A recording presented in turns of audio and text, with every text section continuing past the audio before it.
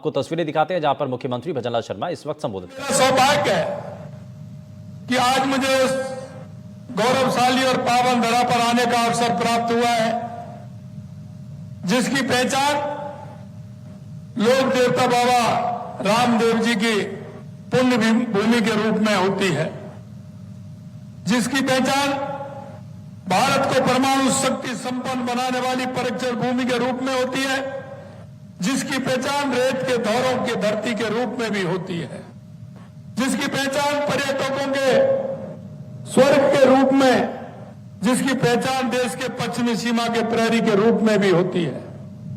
क्योंकि हमारा यह क्षेत्र पर्यटन के रूप में भी दुनिया में जाना जाता है।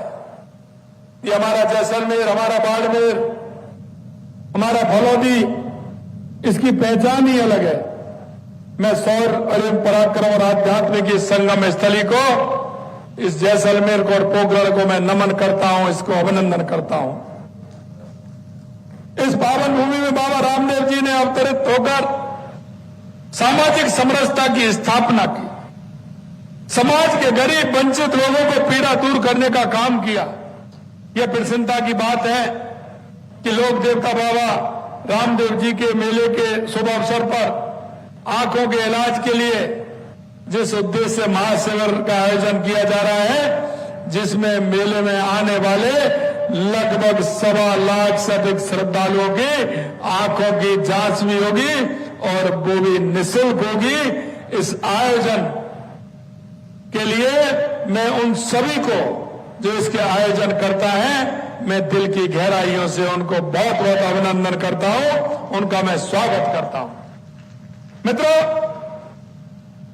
ये पंडित दीनदयाल उपाध्याय के अंत्योदय की परिभाषा को परिभाषित करता है, बाबा साहब भीमराव अंबेडकर के उस सपने को साकार करता है कि जो अंतिम पंक्ति में जो व्यक्ति खड़ा है, जिसको आवश्यकता है, उस आवश्यकता की पूर्ति करने के लिए ये महाकुंभ लगा है।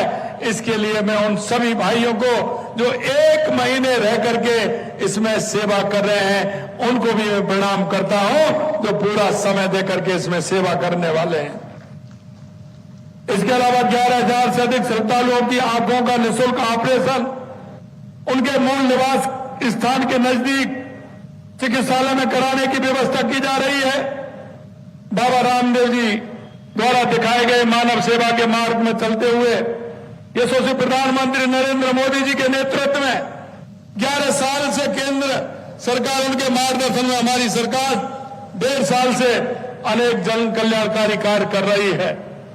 और मित्रों, मैं आपसे कहना चाहता हूं, यह सेवा का भाव हमारे अंदर से होता है, यह सेवा का भाव हमारे विचार में, हमारी संस्कृति में है। और इसीलिए हम कहते हैं कि हमारे भाव को लेकर के जब हम चलते हैं तो दुनिया में भारत जैसी संस्कृति आपको कहीं देखने को नहीं मिलेगी। इस पर हमें गर्व होता है। नेत्र स्वास्थ्य को लेकर हमारी सरकार निरंतर प्रयास कर रही है ताकि प्रदेशवासियों के जीवन में खुशियां रोशनी फैलाती रहे। प्रदेश में हर साल लाखों लोगों को मुफ्त मोतियाबिंद सर्जरी की जा रही है। नेत्र चिकित्सा और सहायकों को नवीनतम तकनीकी का प्रशिक्षण और आधुनिक उपकरण प्रदान किए जा रहे हैं। नेत्रदान के माध्यम से कॉर्निया प्रत्यारोपण को बढ़ावा दिया जा रहा है, जिससे हजारों लोगों की दृष्टि प्रदान की गई है और उनके जीवन में उजियारा लाने का काम हो रहा है। हमने मुख्यमंत्री आयुष्मान आरोग्य योजना यानी मां योजना शुरू की है, जिसमें गरीब वंचित परिवारों को ही नहीं बल्कि सभी प्रदेशवासियों को 25 लाख रुपए तक का निःशुल्क इलाज कराने का काम भी हम कर रहे हैं। यह सिर्फ एक स्वास्थ्य बीमा योजना नहीं है, बल्कि लाखों जिंदगियों को बचाने का एक मानवीय संकल्प है। इस योजना में हर रोज करीब 10,000 लोगों का 10 करोड़ रुपए की राशि का कैशलेस उपचार किया जा रहा है। 10 करोड़ राशि देकर के 10,000 लोगों का उपचार किया जा रहा है। मां भाऊचर योजना लागू कर प्रतिमाह 25,000 गरीब गर्भवती महिलाओं को निःशुल्क सोनोग्राफी की सुविधा दे रहे हैं। अब तक करीब 2,87,000 महिलाओं को इस योजना के तहत भाऊचर दिए गए हैं। बुजुर्गों के लिए, क्योंकि हमारी परंपरा है हमारे बुजुर्ग, हमारे माता बहनें होती हैं, हमारे ताऊ जी होते हैं, हमारे दादा होते हैं, उनकी सेवा करने का हमारा काम है। उसके लिए हमारे बुजुर्गों की लिए हमने रामाश्रय बाग, जिनमें बुजुर्गों का परिवार के सदस्य की तरह ख्याल रखा जा रहा है, करीब 22 लाख बुजुर्गों का इसका फायदा देने का काम हमारी सरकार ने किया है। राज्य में 300 से अधिक नए जनऔषधि केंद्र खोले गए हैं। राज्य के 8,500 से अधिक चिकित्सा संस्थानों को आयुष्मान आरोग्य मंदिर से जोड़ा गया है।